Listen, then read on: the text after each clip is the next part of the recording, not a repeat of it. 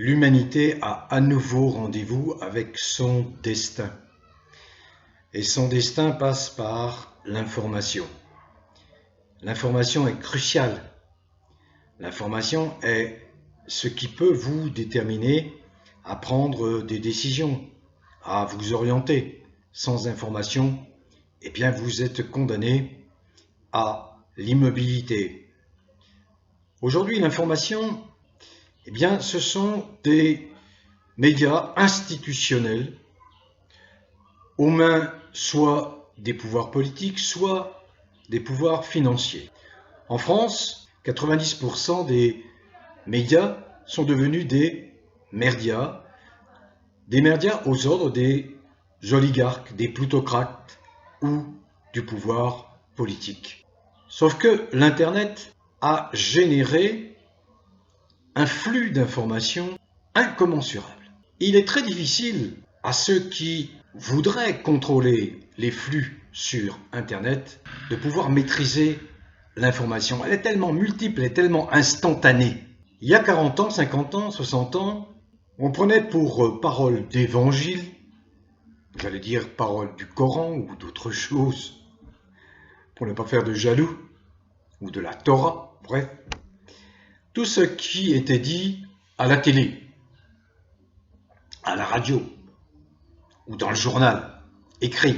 Ces supports de presse qui étaient respectables naguère, parce que animés par la volonté de l'objectivité, de l'honnêteté de l'information, ont totalement tourné le dos à la déontologie, à la charte des journalistes, qui les oblige théoriquement à cette rigueur intellectuelle, à cette honnêteté dans la diffusion de l'information. Pourquoi ? Parce que dès 1980, et il y a une enquête du Monde qui date de 1980, qui était très justement intitulée « La presse malade des marchands ».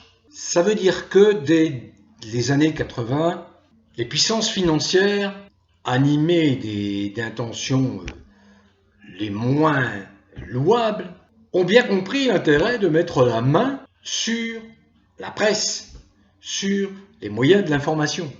De la même façon que Hitler ou tout dictateur comprend qu'il a besoin d'une courroie de transmission docile, obéissante. Cette courroie de transmission, ça ne peut être que la presse, les médias. Donc à partir des années 80, profitant des difficultés financières de pas mal de journaux, d'organes de presse, mal soutenus par les pouvoirs politiques, ces pouvoirs financiers se sont emparés de la presse pour servir les projets, les desseins, souvent les desseins les plus funestes, les plus scélérats d'une poignée. Donc la presse dite traditionnelle, institutionnelle, a depuis plusieurs décennies tourné le dos à sa mission.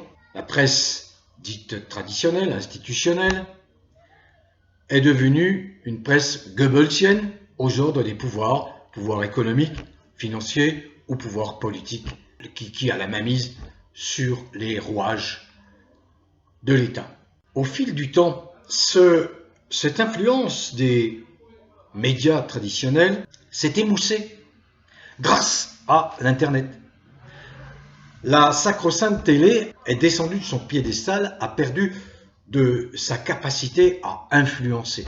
Oh, il reste encore quelques îlots de désinformation indécrottables, BF Merde TV, qui vient d'être vendu par son illustre ex-propriétaire, donc Patrick Drahi, qui est dans des mêlées inextricables, des mêlées financiers inextricables. Il y a 4 ou 5 ans, j'expliquais que Patrick Drahi, patron de Altis, qui possède l'Express, qui possède ceci, cela, bref, était à la tête, c'est peu glorieux, de plus de 50 milliards de dettes.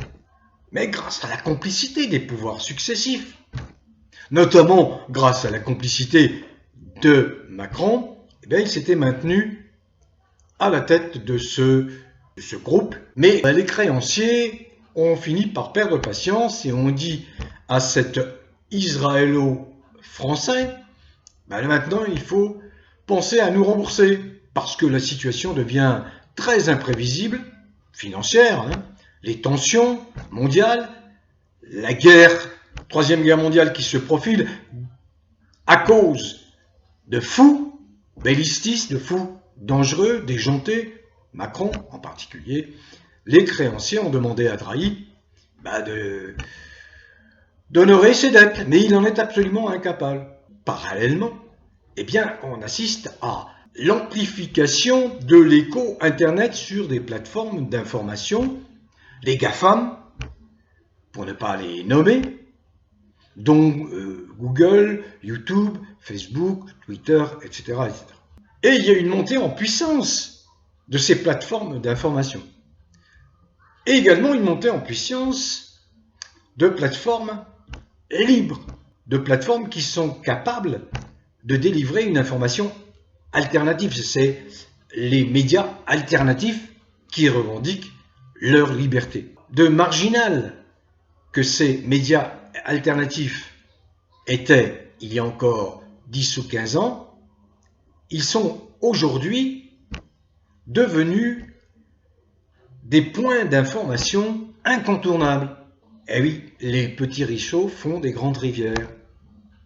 Cela veut dire que, en dépit même de la censure, et je sais de quoi je parle, puisque Google, qui a racheté YouTube, applique des politiques quand même qui sont très contraignantes, et si ces politiques n'avaient pas été appliquées, et s'il y avait eu respect de la liberté d'expression, je ne parle pas que de YouTube, hein, il y a Facebook, il y a beaucoup d'autres plateformes, hein, des GAFAM, eh bien, il est évident que nous aurions échappé à ces monstrueuses manipulations des populations à travers la fausse pandémie avec ce faux argument d'une épidémie dangereuse qui a été utilisée par les mondialistes pour semer la sidération, la crainte, pour paralyser les peuples, pour pouvoir imposer des règles, des lois extrêmement coercitives, répressives, contraignantes à tous égards. Sauf que aujourd'hui, le contre-pouvoir des médias alternatifs est tel que ces médias traditionnels, en chute libre du point de vue de la vente de leurs journaux ou de leur audience, n'ont plus la capacité, n'ont plus les ressources, y compris en inventant des pôles de contrôle. Moi, je ne parle pas, les termes anglais m'agacent, hein, j'aime pas. Des censeurs. Vous avez 4 trous du cul, 4-5 trous du cul en France qui sont bien repérés, hein, qui sont là, qui sont censeurs. Y compris au premier chef, vous vous rendez compte, l'agence France Presse est devenue l'agence française de propagande macronienne et mondialiste. L'agence France Presse que nous finançons avec nos sous. J'ai connu d'agence France Presse indépendante. Aujourd'hui, la honte sur l'agence France Presse et tous ces médias financés par nos impôts qui passent leur temps à distiller de la désinformation au mépris de la science, de la vérité scientifique, insultant même les plus grands spécialistes, les plus grands scientifiques, professeur Perron, professeur Raoult, Henri Oncaude, Fouché, bref, j'en oublie, pardonnez-moi, mais bref, mis en cause par des trous du cul de plateaux qui viennent faire des démonstrations absolument fausses, fallacieuses, envoyées par le maître du moment, un déviant, psychopathe, pervers, narcissique, sociopathe, qui s'appelle Macron. Mais il n'y a pas que la France, hein. Il se produit exactement la même déchéance au Canada, au Québec en particulier. Québec, pays francophone.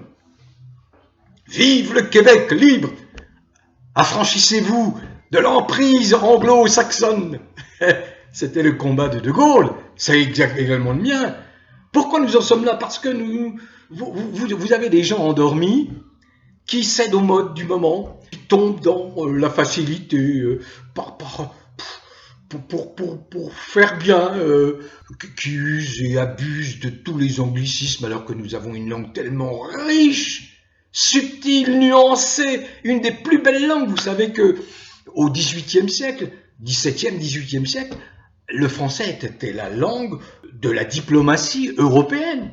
On parlait français, on s'écrivait en français dans les pays européens. Aujourd'hui, non, la langue anglaise, la langue chewing-gum états-unienne, est une arme de domination des peuples. Aujourd'hui, eh bien, les médias alternatifs ont conquis des positions extrêmement solides, au point que, par exemple, YouTube, qui n'hésitait pas à censurer, à supprimer des vidéos, à supprimer des chaînes, a fait un peu marche arrière. Ça ne veut pas dire que il y a toute l'attitude pour exprimer toutes les pensées, toutes les idées, pour dénoncer toutes les atrocités de ce monde. Mais voilà, ils utilisent une autre façon. Disons qu'ils brident plutôt que de supprimer. Il n'empêche que l'information passe. Elle passe. Elle passe à un point tel que désormais, notamment en Allemagne, ces médias traditionnels font progressivement marche arrière et divulguent de l'information qui jusque-là était dénoncée comme une information complotiste. L'Allemagne d'ailleurs, qui est à la veille d'une explosion à tous égards, explosion à propos de cette fausse crise sanitaire, à propos de ces prises de position par rapport à l'Ukraine, par rapport à d'autres conflits. Bref, dans une dizaine de jours auront lieu donc des élections européennes, des élections pour élire des députés qui siégeront au Parlement européen. Je voudrais être très clair. Tous ceux qui, le 29 mai 2005, ont dit non au traité constitutionnel européen des riches concocté par un dénommé Giscard, ultra-libéral, qui a privé de sa souveraineté monétaire la France, en imposant à la France de se financer sur les marchés financiers internationaux et interdisant la monétisation, c'est-à-dire interdisant à la France de créer sa propre monnaie. Donc tous ceux qui, le 29 mai 2005, ont glissé un bulletin non à cette Europe. Donc voilà, tous ceux qui ont voté non au traité constitutionnel européen, et vous étiez 55%, 2008, je crois que c'est en 2008, si je ne me trompe pas, il y a un homme politique qui émerge, qui prend son courage à deux mains, et il sait que son parcours va être semé d'embûches. Il s'appelle François Asselineau. Il a bien compris la mascarade, l'arnaque de cette soi-disant Union européenne. C'est un gaulliste. Il est imprégné de la pensée gaulienne à ce propos. Il sait combien de Gaulle a lutté contre les États-Uniens. Les États-Uniens qui voulaient vassaliser la France. De Gaulle a dû se battre de manière acharnée contre les États-Uniens à la Libération. Les États-Uniens avaient saisi cette opportunité de la Seconde Guerre mondiale pour étendre leur domination mondiale, leur hégémonie, faire plier le bloc soviétique, ce qu'ils sont parvenus à faire en 1991, dans un contexte qui a été un contexte de détente entre les deux présidents qui ont mené les négociations, Gorbatchev et Bush père. Malheureusement, Bush père a été trahi par son propre fils, le dingo,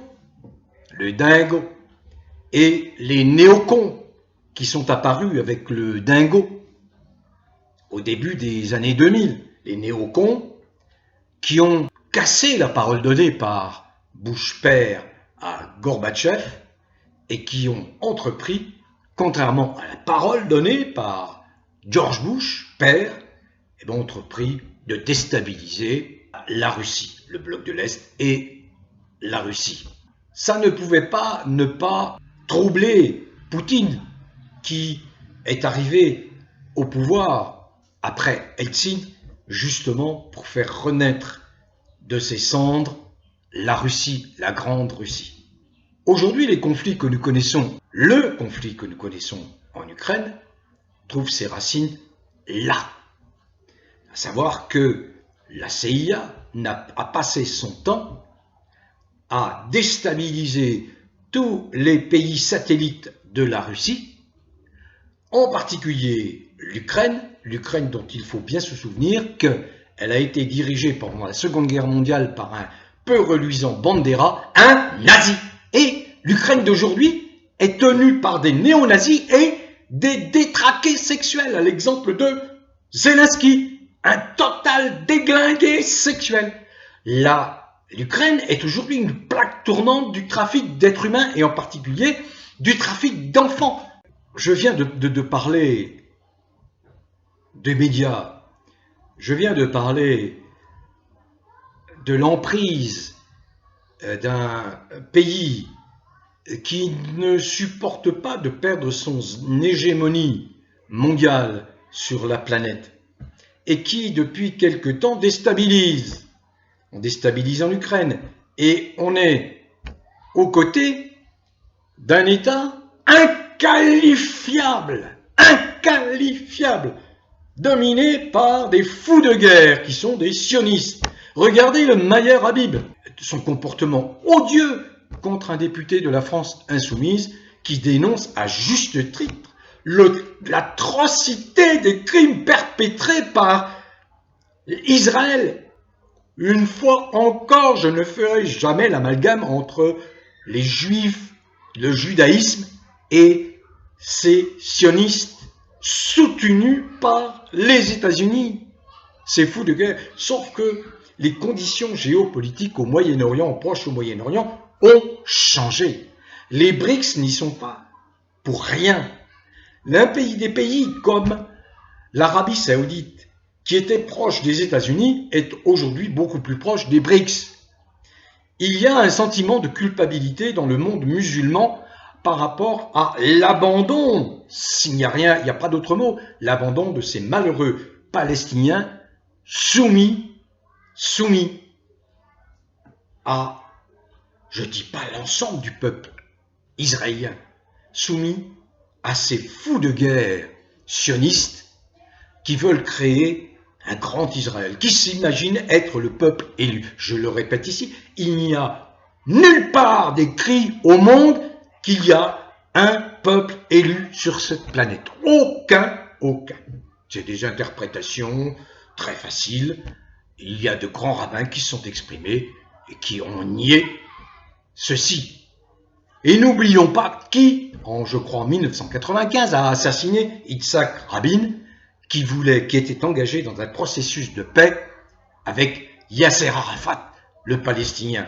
Je me souviens des larmes sur le visage, dans les yeux de Yasser Arafat, quand il a appris à la télé que Yitzhak Rabin, pourtant, qui s'était combattu ces deux-là, avait été assassiné. Donc, assez.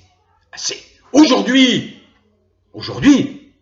il faut bien dire, malheureusement, il y a beaucoup d'Israéliens qui ne sont pas entendus, qui continuent à manifester, qui sont bien conscients de l'horreur, de l'atrocité. Regardez, à Rafah encore, un crime perpétré, 40 morts, 50 morts. Combien de morts au total?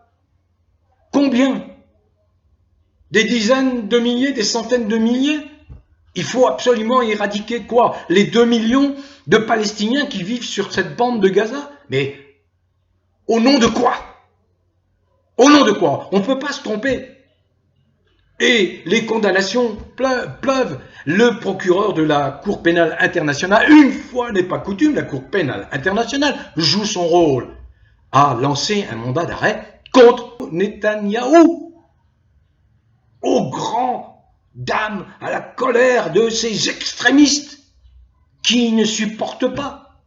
Mais de quel droit? Où est l'humanité là-dedans? Où est l'altérité? C'est quoi ces êtres humains qui osent massacrer des enfants? Alors le vote, et je vais en terminer, j'ai décidé de prendre tout le temps qu'il fallait pour exprimer mon sentiment aujourd'hui. Je vous l'ai dit, je vous l'ai répété depuis des années, traditionnellement je suis un abstentionniste. Parce que les règles de la désignation de ceux qui sont censés nous représenter ne sont pas bonnes du tout. Du tout. Non. Non. Ce n'est pas à eux à nous proposer un programme, c'est à nous à leur dire voilà ce que nous voulons. Vous comprenez? Vous comprenez? Moi, si je passe, je vais faire des courses dans une petite ville, il y a plusieurs vitrines, je passe peut-être devant tel magasin. Si dans la vitrine rien ne m'attire, rien ne me plaît, je n'entre pas. Voilà, c'est clair. Par contre, si je vois une vitrine sur laquelle est inscrite « Ici, tout sur mesure », j'entre. Ici, tout sur mesure, j'entre. Parce que vous devez rester maître de vous-même, vous conservez votre libre arbitre en tant qu'être humain. Aucun homme, quel qu'il soit, n'est supérieur à vous. C'est vous qui décidez. Et ensuite, il y a ce phénomène, j'allais dire, d'égrégore, c'est-à-dire que vous allez voir que vous n'êtes pas seul à penser de cette façon. Et se constitue un mouvement énergétique, une énergie naturelle, une communauté de pensée, une communauté d'esprit, une communauté qui va déboucher sur une communauté d'action. Mais certainement pas ces partis politiques qui ont été très justement dénoncés par Simone Veil, la philosophe, par la ministre de la Santé, qui a bien expliqué que les partis politiques, c'était absolument un non-sens. Ils deviennent au fil du temps des entreprises commerciales. Moi, l'abstentionniste, à quelques occasions, j'ai accepté de ne pas m'abstenir. En fait, il n'y a que 2 occasions. 3. Le 29 mai 2005, référendum sur le traité européen, j'ai combattu, comme a fait Étienne Chouard, hein. J'ai combattu pour le non. Hein. Il y avait même un Fabius qui a appelé à voter non. Retenez bien ça. Et également, en 2017 et en 2022, j'ai voté. Et là, à l'occasion de ces élections européennes, je vais voter. Je vais voter pour le seul homme qui n'a jamais dévié, qui a toute l'expérience, la compétence, la vision d'un homme d'État. Il s'appelle François Asselineau. Son parcours n'est entaché d'aucune dérive, d'aucune compromission, d'aucun compromis qui pourrait faire douter de sa volonté de faire capoter cette Europe des riches. Pourquoi Macron s'attaque aux chômeurs? Pourquoi il veut dépouiller les retraités? Pourquoi il, sans le dire, parce qu'il en a peur, il veut supprimer l'agriculture française? Pourquoi a-t-il vendu la France industrielle en coupe réglée aux États-Unis? Posez-vous toutes ces questions. Pourquoi incite-t-il au pourrissement des mœurs, y compris en envoyant des émissaires dans les écoles pour imposer aux gamins des comportements qui sont contre nature? Je suis désolé, un comportement contre nature dans la mesure où il ne correspond pas à ce que la nature a imaginé et a créé. Un jour, je ferai peut-être une vidéo pour décrire, planche à l'appui, l'anatomie d'une femme, l'anatomie d'un homme. Pourquoi ils ont été conçus de cette façon et de cette autre façon. La définition scientifique de la nature, ben c'est quoi? C'est que pour qu'un phénomène soit naturel, ces événements doivent se produire dans la nature sans influence ni interférence humaine. En d'autres termes, les événements ne doivent pas être créés par l'homme.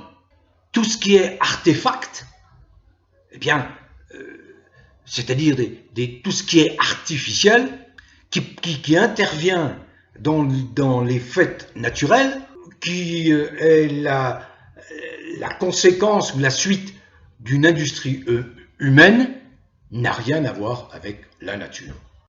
Donc ces gens qui promeuvent le transhumanisme, la transformation, utilisent la faiblesse, la vulnérabilité de jeunes, les jeunes qui sont dans la puberté, les jeunes ados, où là on a tous connu des doutes, puisque nous sommes en construction, nous sommes dans des phases initiatiques, utilisent cette phase-là pour faire douter ces enfants-là et les obliger à changer, soi-disant, de genre, avec des résultats catastrophiques au bout de quelques années, puisque la nature reprend ses droits et elle interpelle ceux qui ont cédé au chant des sirènes fallacieuses et criminelles, elle les interpelle en leur disant « mais non, mais non, mais non, mais non, tu n'es pas ce que tu as demandé être, tu es ce que tu es ». Chacun a le droit de faire ce qu'il veut, de son corps, de ses orientations sexuelles, personne ne va l'ennuyer, mais de lors qu'on sombre dans la propagande, le prosélytisme, l'injonction d'être comme une ultra-minorité, alors ça ne peut pas marcher. Ça ne peut pas marcher.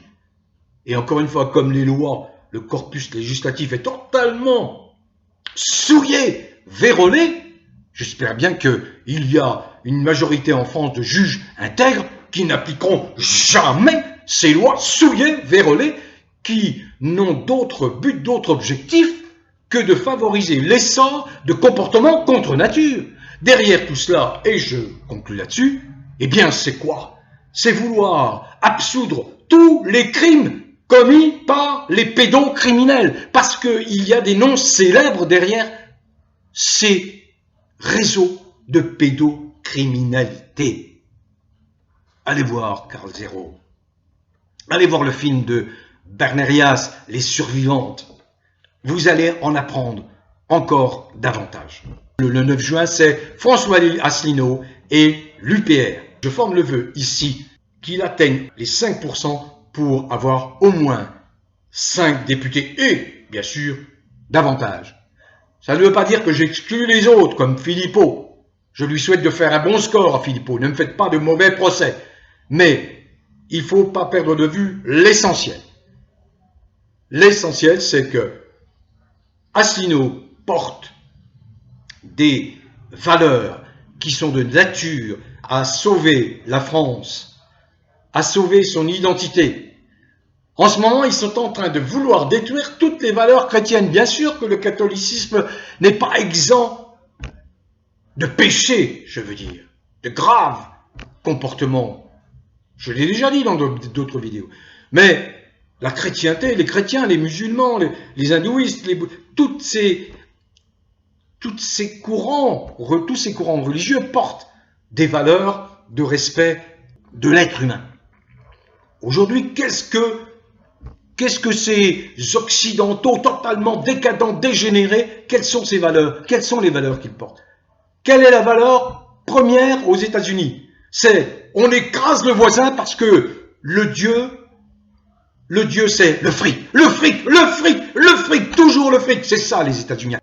Alors, il ne faut pas oublier comme De Gaulle s'est battu contre Roosevelt, qui voulait transformer la France en 51e, 52e État. Il avait déjà même imprimé une monnaie spécifique états-unienne applicable à la France.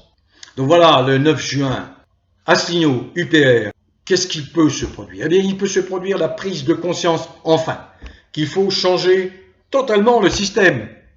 Le système imaginé par le Charles de Gaulle, à un moment de tension très forte, on est au moment de la décolonisation. Il faut prendre des décisions qui sont douloureuses, qui vont à contre-courant de ce qu'espèrent certains, et c'est légitime, qui vont être déçus. Mais De Gaulle avait-il le choix? Il lui fallait des institutions fortes afin de mener une métamorphose, un changement profond du pays. Mais les institutions qui étaient faites sur mesure pour un homme d'exception, ce costume-là était surdimensionné pour des gens comme le Macron. Donc il est hors de question que ces institutions puissent retomber entre les mains d'un autre fou derrière Macron. Il faut tout changer. On a un premier mort en Ukraine, français, et Macron, qui avec le chancelier Scholz, n'exclut pas de tirer directement des missiles sur la Russie. Et Macron qui n'a de cesse de dire, mais oui, c'est une option, on va y aller. Créant chez les officiers supérieurs français, en tout cas un certain nombre, un sentiment de fort malaise. Macron n'a pas fait son service militaire, il n'a jamais tenu une arme, il n'a jamais mis un uniforme, il n'a jamais fait le parcours du combattant. Macron n'a pas eu d'enfant, il ne sait pas ce que c'est que de perdre un gosse à la guerre. Macron, c'est un foutriquet. Il ne faut pas le laisser agir, car il y a l'avant et il y a l'après. L'avant, c'est Jaurès, en 1914. Il a été assassiné, je crois, le 30 juillet. Jaurès. Où sont les socialistes? Un Glucksmann, le va-t-en-guerre, qui crache sur la mémoire d'un Jaurès. Ce sont des gens qui sont là, qui soutiennent les crimes perpétrés par les sionistes israéliens. Je dis bien les sionistes. Je ne parle pas des juifs. Jamais. Je ne ferai jamais l'amalgame. Donc le Macron, qui veut nous entraîner pour sauver sa peau dans un troisième conflit mondial, mais quand vous aurez vos gamins qui seront obligés de partir faire la guerre en Ukraine pour défendre un détraqué sexuel qui s'appelle Zelensky, vous allez être content. Et quand on va vous envoyer un télégramme ou alors un message, un SMS, vous dire, bah non, votre gamin, il est mort, il a pris 3 balles dans la paillasse, comment allez-vous réagir? Alors votez massivement pour Asselineau. On quitte l'OTAN, qui est en fait l'armée des États-Unis, l'OTAN. C'est tout. Ils sont là pour tenter de maintenir l'hégémonie des États-Unis. La langue anglaise, pareil. Éloignez-vous de l'usage de cette langue anglaise. Ras-le-bol, il y a une merveilleuse langue française. Utilisez-la. Asselineau. Asselineau, le 9 juin. Bon vent à tous. Continuez à cultiver le bien-être. Prenez soin de vous. Portez-vous bien.